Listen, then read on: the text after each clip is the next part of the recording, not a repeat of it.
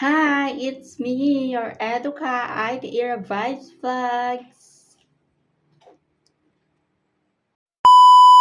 Good day and hello again to my vlog. So, ngayon nga ay papunta tayo sa Ifugao. Ayan, so for the video muna ang dalawang ito. Ayan, so isasali ko na din yung aking driver. Yes, kasi OBR muna tayo. Special yarn.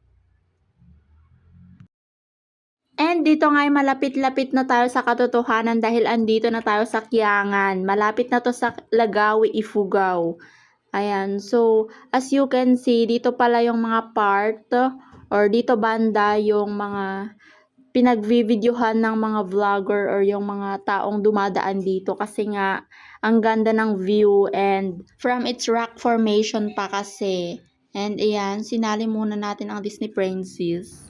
Fast forward nga, andito na tayo sa Yamashita Shrine, which is isang makasaysayang lugar na matatagpuan dito sa Kiangan, Ifugao, na konektado kay Tomoyuki Yamashita, na isang general ng Japan noong ikalawang digmaang pandaigdig. Ito ay isang dambana na pinaniniwala ang itinayo ng mga sundalong Hapones noong panahon ng digmaan na itinuturing itong isa sa mga huling pinagtaguan ng mga puwersang Hapones bago sila sumuko. And also may gold dito. Charot. And dito nga ay galing tayo sa museum nila. Ay, sino yan? Ay, talaga naman ang gandang-gandang videographer na yarn.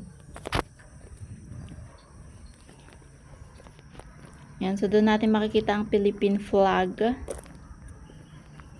And ang next tour nga natin ay dito sa Banawe, which is dito natin makikita ang Hagdang-Hagdang Palayan or tinatawag na rice terraces.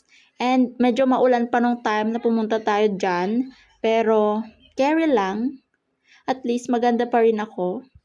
Ayan, so medyo foggy siya and hindi clear. Hindi kasi maaraw nung sumakto na visit namin doon. Kaya hindi natin makikita yung hagdan-hagdan. Ayan, so dito muna tayo sa mga konting-konting hagdan-hagdan nila. Hala, may sumingit. Ayan, so nag-stop over muna kami dito. And yan, so may konti tayong nakikita pero konti lang kasi talagang maulan and foggy. Ayan.